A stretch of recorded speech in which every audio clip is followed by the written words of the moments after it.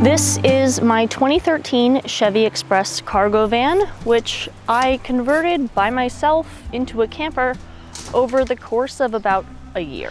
After 50,000 miles, 21 national parks, and 3 years of amazing road trips, I've added, removed, and reconfigured things to work best for me. So I figured it was finally time to show people what I've designed and how I actually use it.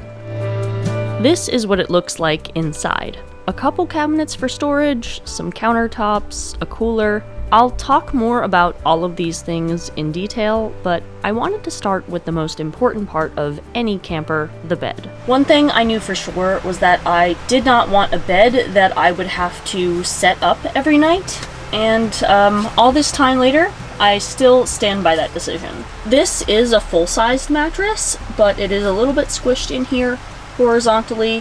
However, I am 5'7", so I just about fit in here head to toe exactly.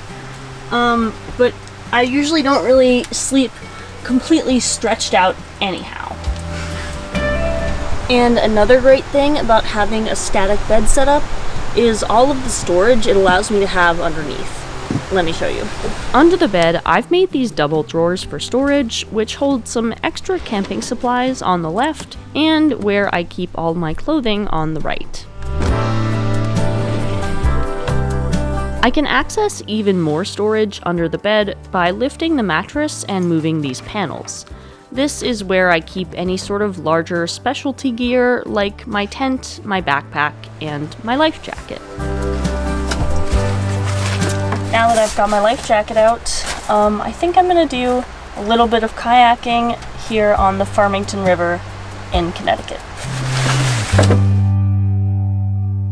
Even though I don't live in this van full time, I have lived in it quite comfortably for several weeks on end during some of my longer road trips across the country. But considering how the weather is about to change very soon, this is probably the last possible weekend for me to take a shorter, more local trip in the van here in New England. So I plan on making the most of it.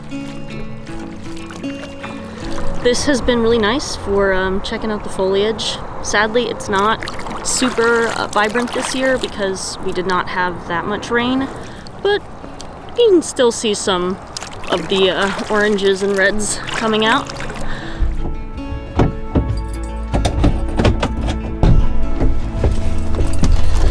Alright, it is starting to get a bit late, so I'm going to head over to where I'm going to be camping for the night and make some dinner.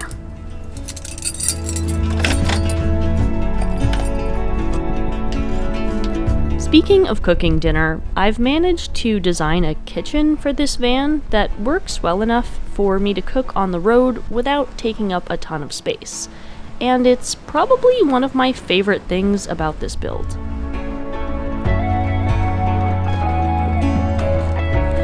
But before I start cooking, I want to show you one of the features of this van that I wouldn't say I regret, but I don't exactly use it that often. I installed a swivel plate to my van's passenger seat with the idea that it would both give me another area to sit when the van was stationary and open up the space a bit. And even though it technically achieves those things, it's definitely not ideal because I have to unplug the airbag sensors so the wires don't get caught in the mechanism. And rotating the seat requires me to have the door open while making a lot of awkward little maneuvers to get it in place. I do love these Carhartt seat covers though. They are machine washable, super nice, super durable, and they even have a little storage pocket in the back. Anyways, I really don't typically have passengers in here, so it's usually not very worth it to go through all of that hassle just for a bit of extra space. But in this case, it actually will be pretty useful to have this extra room to show you how I do my cooking in here. So let's make some dinner. These two cabinets are essentially my kitchen. The larger cabinet is my primary storage area in here. I have the upper section, which mainly has some toiletries, miscellaneous items on the top. And then the center section here is all dedicated to kitchen stuff. So any cooking tools, utensils, food, fuel, spices, oil, anything food related basically lives right here. And then in the bottom section here is my little trash can. I've got my camping table down there if I ever want to cook fully outside. In the back is some storage for more mechanical or emergency-like items, so some extra oil, a funnel, an OBD reader, stuff like that. This shorter cabinet is where I actually keep my main water supply, which actually feeds into my rechargeable faucet up here. It's just a little simple pump mechanism that goes in the tank, but it's very useful for filling water bottles, whatever I need. And then this surface, I'll usually cook on it, and then when I'm done cooking, I've actually made it so that I can take some of this countertop out, fold down the brackets holding it in place, and drop a sink in there to wash dishes. You have probably noticed that there is no drain system to this sink though, and that was a very deliberate decision. I wanted to keep this setup modular, and I also did not want to have to concern myself with the dumping of gray water. This last cabinet here is a little bit different from the other two, so I'll tell you more about it once I finish making dinner.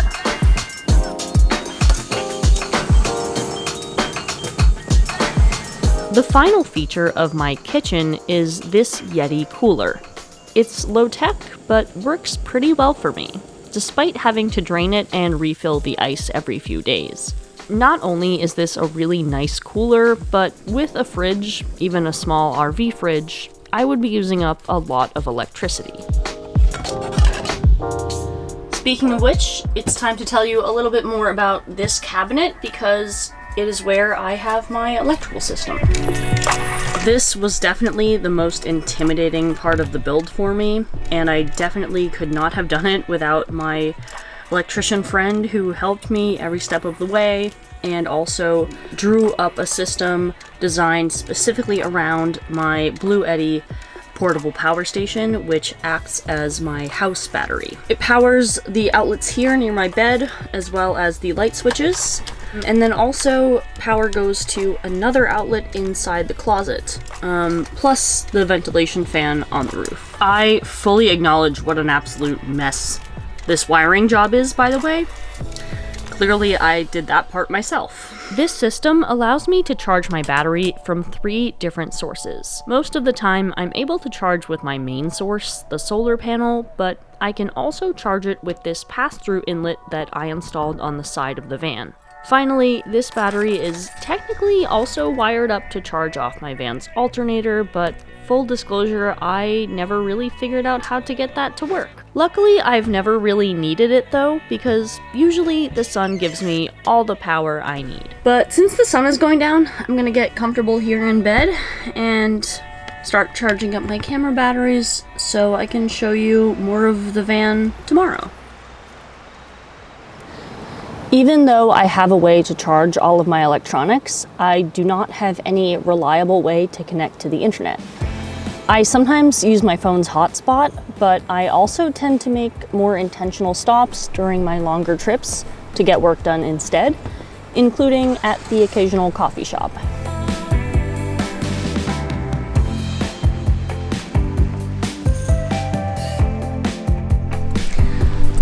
So today I'm planning to get a little bit of work done here at Small State Provisions before I continue driving for the day.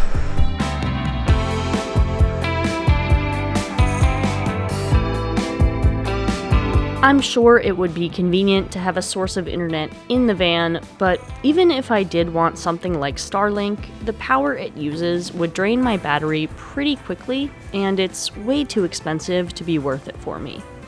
Instead, I've become used to working at coffee shops like these, or at local libraries along the way. Small town libraries are actually great for getting work done. They're quiet, free, and they have a bathroom. In my experience, even the smallest libraries have surprisingly fast Wi-Fi.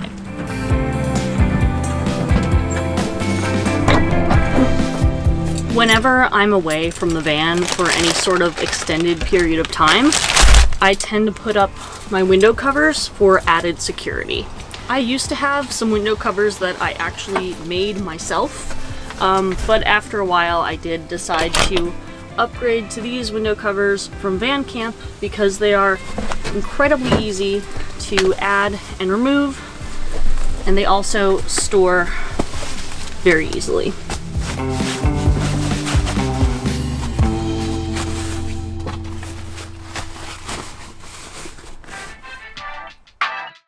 While the weather is still nice, I'm gonna go for a quick run along the river, and then I will show you my shower setup in the van.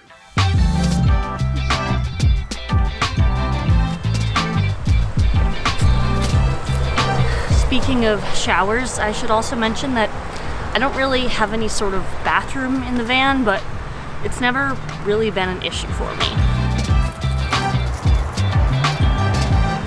Typically, I find the bathrooms are pretty accessible, that it's not a huge concern. And in more camping-like scenarios, I'm just gonna go in the woods. So I also just cannot get behind the idea of carrying human waste in the van. So before I shower, I did want to talk about my custom door panels here, because if you couldn't tell, I made them myself, and they are definitely not perfect, but they are one of my favorite things about this van. So I actually cut into the door on this side to create a bigger area for more storage, and then on my other door here I have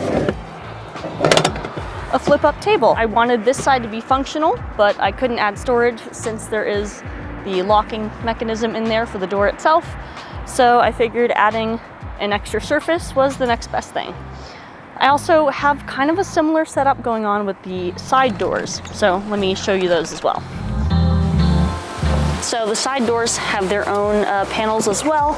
This is another flip-up table, but on this side I have not only a slightly smaller storage compartment, but at the bottom I have installed a boot brush, which definitely comes in handy. And then what I am able to fit in this smaller compartment up here are things like my travel towel and shampoo, toiletries. But when it comes to my actual shower itself, I have been really impressed with this USB flex tail pump shower. It is basically something that I bought as a replacement when my old cheap bag shower broke, and so far it is better in almost every way. Obviously, this isn't my only option when it comes to showering. I preferably will use the showers at a campground I'm staying at or at a truck stop, but otherwise, without those options, this is a pretty good solution for a smaller van like mine. Now that I'm all clean, it's time for me to start driving north up into Massachusetts, because tonight I'm going to meet up with some friends of mine to head to a Halloween party.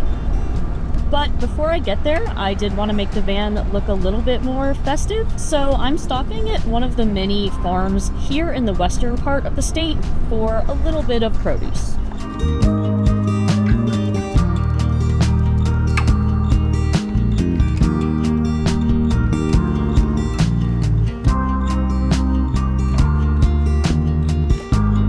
Okay, I have acquired these little baby pumpkins. I think they're gonna be perfect to put right here on the dashboard. There's not exactly much I can do to the van last minute, but maybe I'll turn on the LED lights and make them red. Spooky. Either way, I'm gonna head up to my friend's place now and get my costume ready.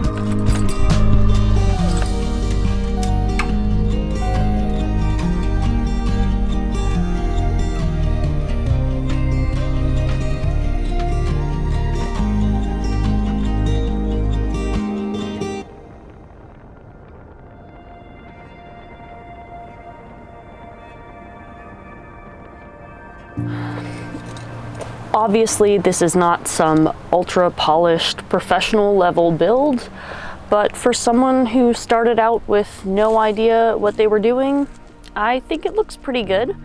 and it definitely works for me. I do have some regrets, mainly when it comes to the layout of the roof, because originally I was planning on adding a roof deck, which is why the solar panel is positioned so awkwardly. And who knows, I still might do that, but for now, I am pretty happy with everything. Just like with any vehicle, maintenance is very important. I always see that as my #1 priority. So I'm actually very soon going to get some new brake hoses and calipers. And then I actually am hoping to do a little bit more of the smaller, less daunting maintenance items myself, including changing my oil for the first time. So I better start wearing this hat again. And that's pretty much it. So far, this van has taken me further than I ever could have imagined. So I hope you'll subscribe. I sort of have a goal of finally reaching 10,000 subscribers by the end of this year. So if you feel like helping me out, go ahead and click that button to stick around and see what upgrades I make and where I head next.